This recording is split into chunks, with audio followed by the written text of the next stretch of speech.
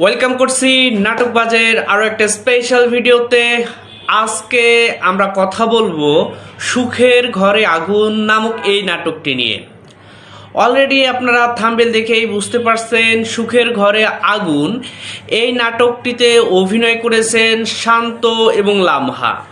শান্ত এবং লামহার অভিনয় ইতিমধ্যেই আপনারা যারা প্রাঙ্কিং টিমের নাটকগুলো ফলো করে থাকেন তাহলে অবশ্যই জানেন শান্ত এবং লামহা এদের অভিনয় কেমন। অনেকেই কমেন্ট সেকশনে বলতেছিলেন যে ভাইয়া সুখের ঘরে আগুন এই নাটকটির দ্বিতীয় পর্বেও আসবে কিনা, বা যদিও আসে সেটি কবে আসবে।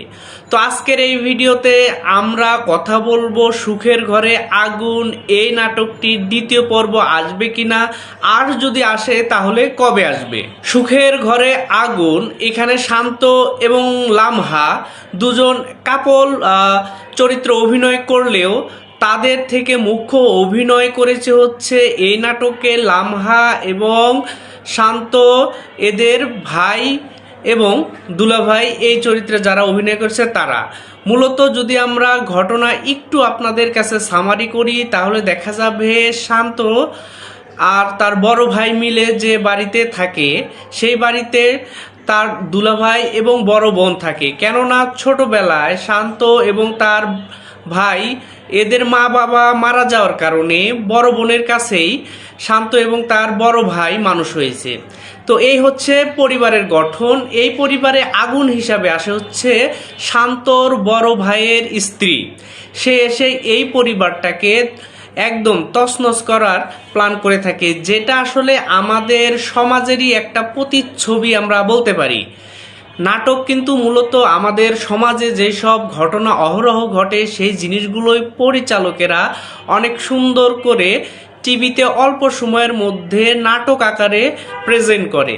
সো সুখের ঘরে আগুন এই নাটকটি আমাদের সমাজেরই একটি প্রতিচ্ছবি। যারা দেখেছেন তারা অবশ্যই বুঝতে পারছেন এই নাটকটা কি বিষয়ের উপর তৈরি করেছে, আর যারা এখনও দেখেননি তারা অবশ্যই নাটকটি দেখে নেবেন।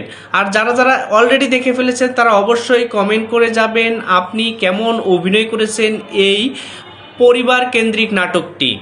এখানে শান্তর বড় ভাইয়ের স্ত্রী সে কি তার ব্যবহারগুলো ভালো করেছে কিনা, বা তার যুক্তি তর্ক বা ফ্যামিলিটিকে ধ্বংস করার পিছনে তার যে কাজকর্ম সেটা কতটা যৌক্তিক, সেই বিষয়গুলো কিন্তু আমাদের জানাতে পারেন কমেন্ট করে।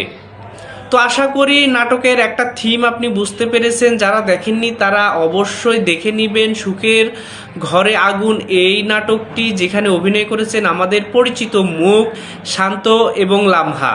আর এই নাটকের এন্ডিং যেভাবে হয়েছে, অর্থাৎ শান্তর বড় ভাইয়ের স্ত্রী অর্থাৎ শান্তর ভাবি পরবর্তীতে তার ভুল বুঝতে পারে এবং পরিবারের সবার কথাই মেনে নেয়। সো বুঝতে পারছেন এই নাটকের সুন্দর একটা এন্ডিং হয়ে গিয়েছে। আশা করি এই নাটকের দ্বিতীয় কোনো পর্ব লাগবে না। তবে সমাজে ঘটে যাওয়া এই সব ঘটনাবলী নিয়ে এরকম নাটক আমরা অনেক বেশি চাইতেই পারি পরিচালকদের কাছে। সো আজকের এই ভিডিওটি আর লম্বা করবো না। তো দেখা হচ্ছে বাংলা নাটকের আরও একটি সুন্দর নাটকের গল্প নিয়ে। ততক্ষণ পর্যন্ত ভালো থাকবেন, সুস্থ থাকবেন, বাংলা নাটকের পাশে থাকবেন। আর হ্যাঁ, অবশ্যই নাটকবাজ চ্যানেলকে সাবস্ক্রাইব করে পাশে থাকবেন সব সময়ের জন্য। ধন্যবাদ সবাইকে।